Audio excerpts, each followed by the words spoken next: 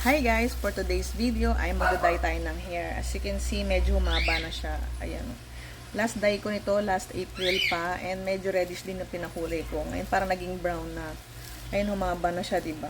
Ito na yung humaba. And gagamitin ko yung nabili ko to during the pandemic.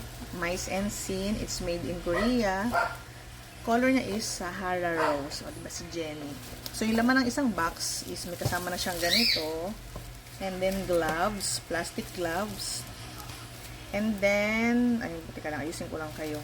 And then, itong foam color, isang set. Mimix mo itong dalawa here. And then, itong aftercare. Yung after shampoo, ito yung parang pang-protect since nagkulay nga tayo. And then, itong pump. Since para siyang shampoo, ganun siya gamitin. So, nagkakagamit na ako ng iba nito. So, yan. Itimplahin na natin. So, yan. Open natin to.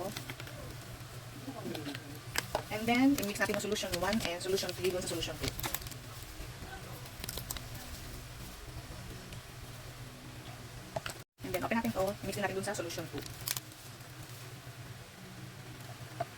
And then, once nalagay na lahat dito, i-replace nyo yung cover ng pump. And then, i-mix natin siya ng circular motion 20 times. So, siyang i-shake natin na. Circular dapat.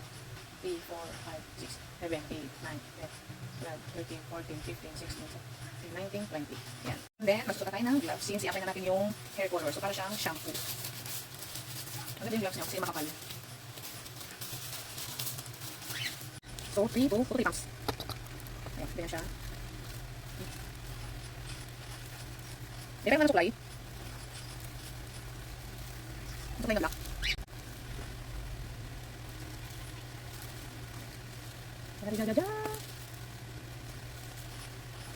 Dari ka bang? Sen.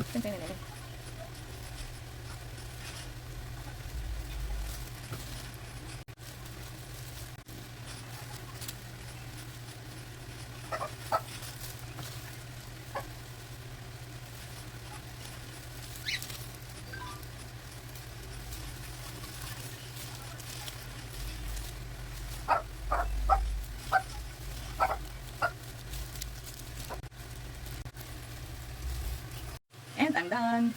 Ayan, galigan mo siya parang shampoo. Hanggang kumatan sa buong buhok. And ayan.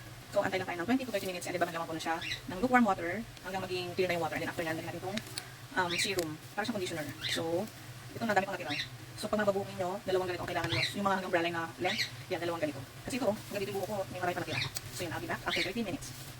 Hi guys, so yan, napaglaro tayo ng hair. Ewan ko na kung, hindi siya masyadong nagkulay o baka kasi gabi lang. So, kailangan ko daw siya air dry. So, I'll be back in a few minutes. Bye! And here's my hair after ko ma-blow dry. And for me, okay naman siya. Nag-blend siya sa dating kulay ng hair ko.